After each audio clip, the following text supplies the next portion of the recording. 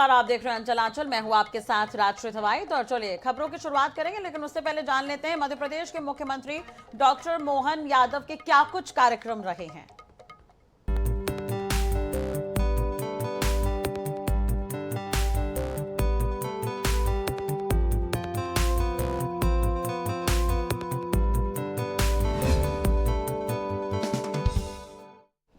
तो दिल्ली से लौटकर सीएम डॉक्टर मोहन यादव ने छिंदवाड़ा दुर्घटना के पीड़ित परिवारों से मिलकर शोक संवेदना व्यक्त की है। उन्होंने मृतकों के परिजनों को 8-8 लाख और घायलों को 1-1 लाख की आर्थिक सहायता देने की घोषणा की है। देखिए रिपोर्ट।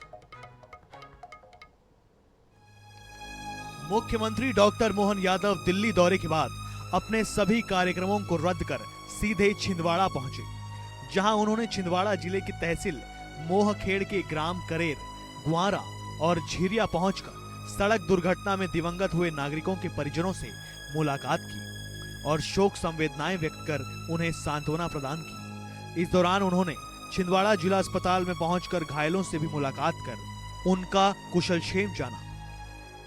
लहसुन से भरी पिकअप से बस के टकराने के कारण से दोनों ड्राइवर की भी जो दुखद मृत्यु हुई है, शायद क्लीनर भी उसमें एक ख़त्म हुआ है और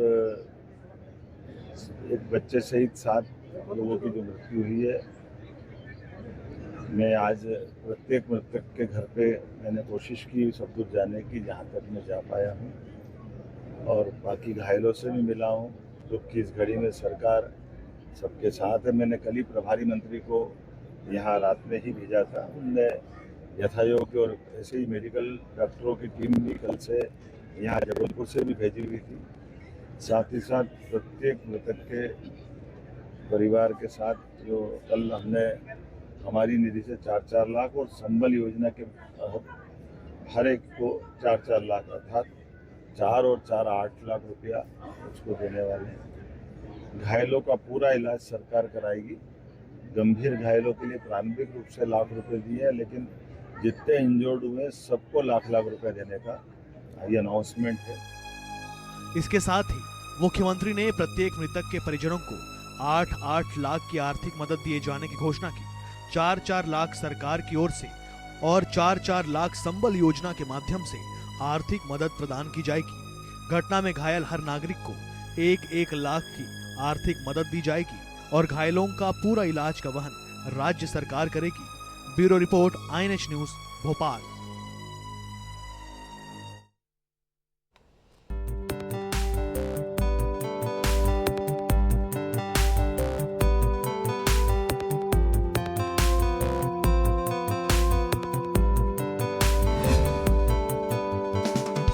केंद्रीय मंत्री किरेन रिजिजू ने कहा है कि देश में लॉकडाउन नहीं लगेगा। उन्होंने संसद के बाहर कहा कि हालात काबू में हैं। प्रधानमंत्री मोदी खुद स्थिति पर नजर बनाए हुए हैं। पीएम ने साफ तौर पर कहा था कि पैनिक नहीं होना है, आम लोगों को तकलीफ ना हो, इसके लिए टॉप लेवल से लेकर नीचे लेवल तक, यहां तक कि पीएम खुद मॉनिटर कर रहे हैं। राज्य सरकारों से कहा गया है कि कोई भी होर्डिंग ना करे।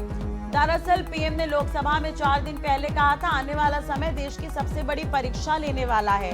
टीम इंडिया की तरह काम करना होगा, इसमें राज्यों का सहयोग जरूरी है। पेट्रोलियम मंत्री हरदीप सिंह पुरी ने कहा कि लॉकडाउन को लेकर फैल रही अफवाहें पूरी तरह से गलत है।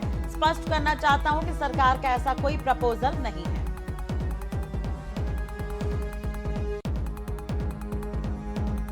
प्रधानमंत्री जी ने बहुत साफ तौर से बताया था कि पैनिक नहीं होना है।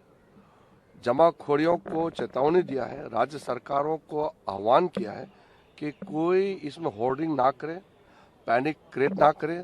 भारत सरकार पूरी तरह से स्थिति का नियंत्रण में पूरा रखा हुआ है और आम लोगों को तकलीफ नहीं होने के लिए टॉप लेवल से बॉटम लेवल तक प्राइम मिनिस्टर साहब खुद कंटिन्यूअसली मॉनिटर करते हैं।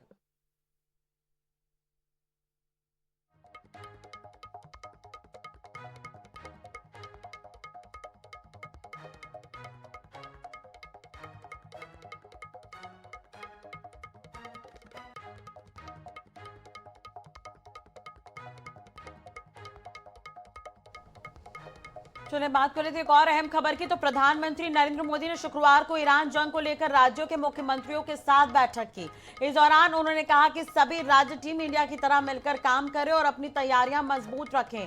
वीडियो कॉन्फ्रेंसिंग के जरिए हुई बैठक में पीएम ने राज्यों की तैयारियों और योजनाओं की समीक्षा की है। उन्होंने कहा कि सरकार की प्राथमिकता अर्थव्यवस्था, ऊर्जा और नागरिकों की सुरक्षा है।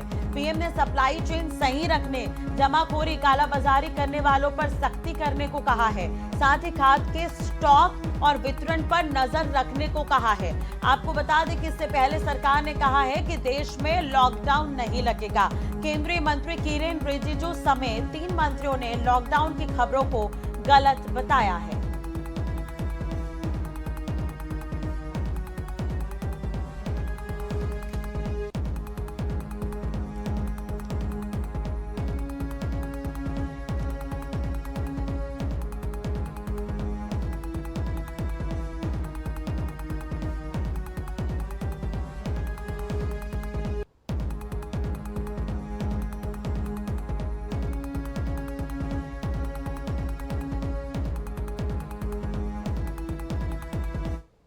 आईपीएल 2024 का रंग अब रायपुर एयरपोर्ट पर भी दिखने लगा है। पहली बार एयरपोर्ट टर्मिनल के अंदर यात्रियों के लिए बड़ी स्क्रीन लगाई गई है ताकि फ्लाइट का इंतजार करते हुए लोग लाइव आईपीएल मैच का मजा ले सकें। एयरपोर्ट प्रबंधन ने यहां पर एक बड़ी एलईडी स्क्रीन के साथ करीब 100 इंच की दूसरी स्क्रीन भी लगाई है ताकि ज्यादा से ज्यादा यात्री मैच का आनंद ले सकें।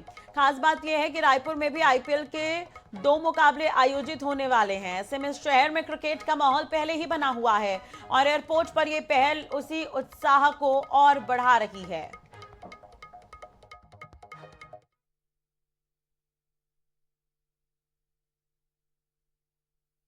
देश भर में आईपीएल की शुरुआत हो गई है और अगर आप भी आईपीएल देखना मिस करने वाले हैं तो ऐसा नहीं होगा, क्योंकि रायपुर एयरपोर्ट पर अगर आप ट्रैवलिंग कर रहे हैं तो एयरपोर्ट पर इस बार खास तरीके की स्क्रीनिंग की व्यवस्था की गई है। तस्वीरें आपको दिखा रहा हूँ, ये सीधे टर्मिनल से एक्सक्लूसिव तस्वीरें हैं जहाँ पर रायपुर एयरपोर्ट के टर्मिनल पर अलग से स्क्रीनिंग की व्यवस्था की गई। इसके अलावा तमाम जो गेट्स है, चाहे गेट नंबर 1 से लेकर के गेट नंबर 8 तक, तमाम गेट्स पर इसी तरीके की स्क्रीन्स लगाई गई हैं, प्रोजेक्टर लगाए गए ताकि जब आप ट्रैवलिंग कर रहे हो तो आप क्रिकेट मैच जो है वो देख सकें। आज से चूंकि आईपीएल की शुरुआत हो गई, पूरे देश में आईपीएल को लेकर क्रिकेट फैंस में, क्रिकेट प्रेमियों में काफ़ी ज़्यादा क्रेज़ है। रायपुर में भी 2 मैचेस होने वाले हैं आईपीएल के, तो अगर आप ट्रैवलिंग कर रहे हैं और ये सोच रहे हो कि एयरपोर्ट पर हैं और आप मैच नहीं देख पाएंगे, तो ऐसा नहीं होने वाला है। एक नई पहल जो है वो रायपुर एयरपोर्ट अथॉरिटी की ओर से देखी गई है, जहाँ पर तमाम जो डिपार्चर गेट्स हैं, जहाँ से फ्लाइट टेक ऑफ करती है, जहाँ पर आप वेट करते हैं, आप बोर नहीं होंगे। आपको अपने मोबाइल पर क्रिकेट देखने की कोई ज़रूरत नहीं है। यहाँ पर आपको लाइव मैच दिखाने की व्यवस्था जो है वो कर दी गई है। और जैसा कि आज से मैच की शुरुआत हो रही है, तो आज से लेकर के जब तक आईपीएल चलेगा तब तक आप इसी तरीके से एयरपोर्ट पर आराम से बैठ करके पूरे मैच का लुत्फ जो है वो ले सकेंगे। तो कहीं ना कहीं एक नया इनिशिएटिव जो है वो देखने को मिल रहा है। जिस प्रकार से रायपुर में क्रिकेट फैंस की भी संख्या बढ़ रही है, तो यहीं एयरपोर्ट का भी एक नया इनिशिएटिव देखने को मिला है। INH न्यूज़ के लिए रायपुर से मोहम्मद हसन। वैश्विक संकट के बीच केंद्र सरकार ने पेट्रोल और डीजल की एक्साइज ड्यूटी में कटौती की है। सरकार ने पेट्रोल पर एक्साइज ड्यूटी 13 रुपए से घटाकर 3 रुपए कर दी है। डीजल पर एक्साइज ड्यूटी को शून्य कर दिया गया है। बीजेपी ने इसे वैश्विक परिस्थितियों के बीच जनता को राहत देने वाला कदम बताया है। दूसरी तरफ कांग्रेस इसे चुनाव के मद्देनजर राजनीतिक फैसला करार दे रही है। पूरा मामला इस रिपोर्ट के जरिए आपको बताते हैं।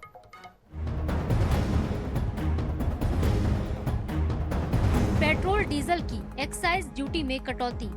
पेट्रोल डीजल की कीमत पर गरमाई सियासत। पेट्रोल पर एक्साइज ड्यूटी 13 रुपए से घटकर 3 रुपए। डीजल पर एक्साइज ड्यूटी घटकर हुई 0। केंद्र सरकार ने पेट्रोल और डीजल पर एक्साइज ड्यूटी में कटौती करने का फैसला किया है। सरकार का कहना है कि इस कदम से आम जनता को राहत मिलेगी। परिवहन लागत कम होने से जरूरी वस्तुओं की कीमतों पर भी असर पड़ेगा। उप मुख्यमंत्री अरुण साव का कहना है कि वैश्विक स्तर पर कच्चे तेल की कीमतों में उतार चढ़ाव के बीच ये फैसला आम जनता को राहत देने के लिए लिया गया है। जबकि पीसीसी चीफ दीपक बैज कह रहे हैं कि फैसला चुनाव को देखते हुए सरकार ने लिया है। पेट्रोल पर एक्साइज ड्यूटी 13 रुपए से घटाकर 3 रुपए किया जाना और डीजल पर एक्साइज ड्यूटी 10 रुपए को घटाकर 0 रुपया करना स्वागत योग्य कदम है। कुछ नहीं, ये 5 राज्यों में चुनाव चल रही है, इसको लेकर ये इस तरह की सरकार नौटंकी कर रही है। एक तरफ 60 रुपए गैस का रेट बढ़ा दिए, उसको कहीं ना कहीं मैनेज करने के लिए, और 5 राज्यों का चुनाव चल रहा है, इसलिए जनता को भ्रमित करने के लिए उन्होंने एक्साइज ड्यूटी घटा है। लेकिन जैसे चुनाव खत्म होगा, पेट्रोल और डीजल का रेट बढ़ेगा, ये तय मान लीजिए। देश में कई शहरों में पेट्रोल डीजल को लेकर पैनिक बाइंग के हालात हैं। कई स्थानों पर लोगों को किल्लत का सामना भी करना पड़ रहा है। इस बीच कीमतों में कमी से लोगों को फौरी तौर पर राहत तो मिलेगी ही, पेट्रोलियम पदार्थों की वजह से महंगाई में भी कुछ राहत मिलेगी। ऐसे में जरूरी है कि पैनिक बाइंग को भी रोका जाए, साथ ही समय पर पेट्रोलियम पदार्थों की आपूर्ति बरकरार रखने के लिए भी ठोस कदम उठाए जाएं। गौरव शर्मा, INS 24/7 रायपुर। चलिए बात कर लेते हैं राजधानी रायपुर की। तो यहाँ पर चौंकाने वाला साइबर ठगी का खुलासा हुआ है, जहां 12वीं पास युवाओं को नौकरी का झांसा देकर अमेरिकी नागरिकों से करोड़ों की ठगी कराई जा रही थी। गुजरात के मास्टरमाइंड्स ने रायपुर में फर्जी कॉल सेंटर खोलकर पूरा इंटरनेशनल फ्रॉड नेटवर्क खड़ा कर दिया। अब पुलिस ने कार्रवाई करते हुए 42 युवकों को गिरफ्तार किया है, लेकिन इस गिरोह के असली सरगना अब भी फरार हैं। आखिर कैसे चल रहा था ये हाईटेक ठगी का खेल, देखिए हमारी एक खास रिपोर्ट।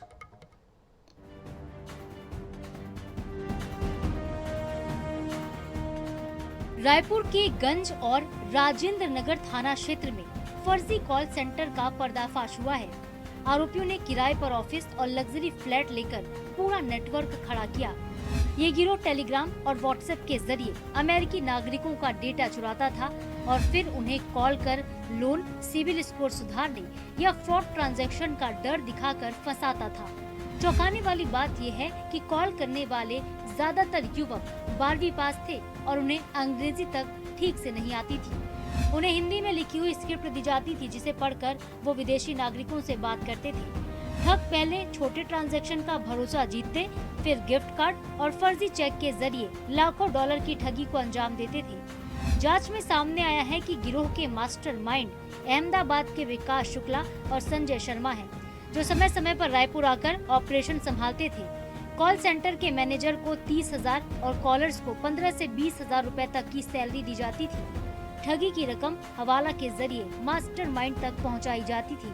अब तक यह देखने में आ रहा था कि भारतवासी ठगे जा रहे हैं, खासकर नाइजीरियन गैंग, चाइना गैंग, वे जो है ऑनलाइन ठगी कर रहे थे, साइबर ठगी कर रहे थे। लेकिन अब भारतीय ठगों ने भी इसका माकूल जवाब देना शुरू कर दिया। राजधानी रायपुर में ऐसे ही एक गिरोह का खुलासा हुआ है, जो कि विदेशियों से ठगी की वारदात को अंजाम देता था। यह आप देख सकते हैं अंजनी टावर है। अंजनी टावर के जो है फ्लैट नंबर 202 में ठगों ने अपना अड्डा बनाया हुआ था। इसका खुलासा रायपुर पुलिस ने किया। इसके अलावा जो 2 अन्य स्थान थे, जो कि पिथालिया कॉम्प्लेक्स के फ्लोर नंबर 1 और फ्लोर नंबर 2 में संचालित हो रहे थे, यहाँ से भी जो है युवक युवतियों को गिरफ्तार किया गया। करीब 42 लोगों की गिरफ्तारी हुई है और करीब करोड़ों की ठगी का खुलासा हुआ है। यह भी खुलासा हुआ है कि जितनी भी ठगी की वारदात हुई है, वह अमेरिका सहित अन्य जो यूरोपियन देश है, वहाँ पर वारदात को अंजाम दिया गया है। फिलहाल जो है सभी को पुलिस ने रिमांड पर लिया हुआ है और इस पूरे मामले की तफ्तीश जारी है। फिलहाल पुलिस इस इंटरनेशनल ठगी गिरोह की जड़ तक पहुंचने की कोशिश में जुटी हुई है और फरार मास्टरमाइंड की तलाश जारी है।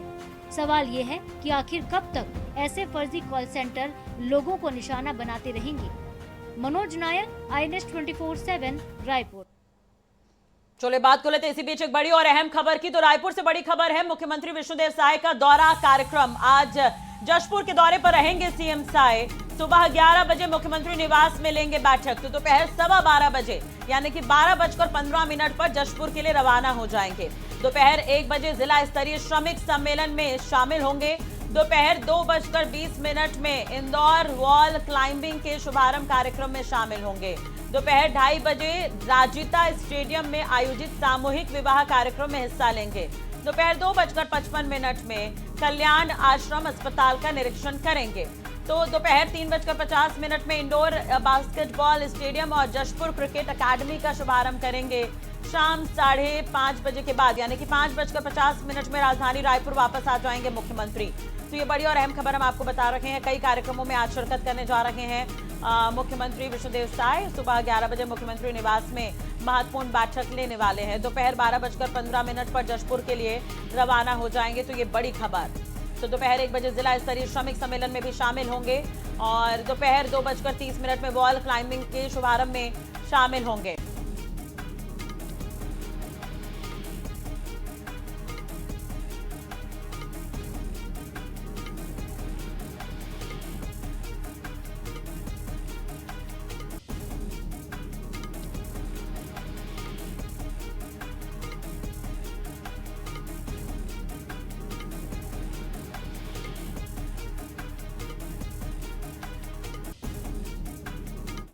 चलिए बात कर लेते हैं भोपाल से बड़ी खबर की कि सीएम डॉक्टर मोहन यादव ने आज का दिन आरक्षित रखा है। युद्ध के चलते बनी स्थिति पर हो सकते हैं बड़े फैसले। सीएम सचिवालय में बदलाव पर मंथन की खबर। ये बड़ी खबर हम आपको बता रहे हैं। सचिवालय में बदलाव पर मंथन की खबर है।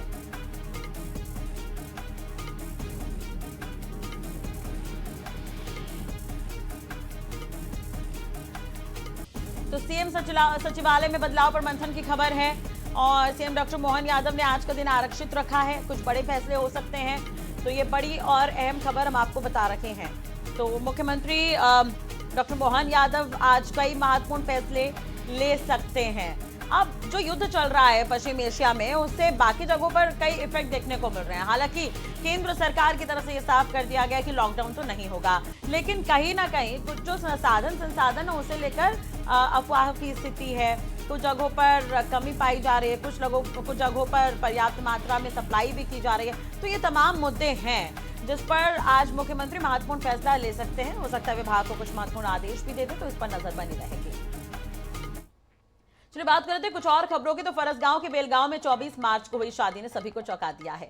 यहाँ एक दूल्हे ने 2 दुल्हनों के साथ एक ही मंडप में 7 फेरे लिए हैं। ये विवाह पूरी तरह से पारंपरिक रीति रिवाज के साथ हुआ और सभी की सहमति से संपन्न हुआ। शादी में बड़ी संख्या में ग्रामीण भी शामिल हुए। खास बात यह रही कि विवाह का कार्ड भी अनोखा था, जिसमें दोनों ही दुल्हनों के नाम थे। हल्दी, बारात और भोज समेत सभी रस्में विधिवत निभाई गई। कार्यक्रम के बाद दूल्हा दुल्हन जो है, दुल्हने दरअसल 2 दुल्हन हैं, दुल्हने और बाराती डीजे की धुन पर जमकर थिरके। यहाँ अनोखी शादी अब सोशल मीडिया पर काफी वायरल हो रही है, जिस पर लोग अलग अलग तरह के रिएक्शन दे रहे हैं।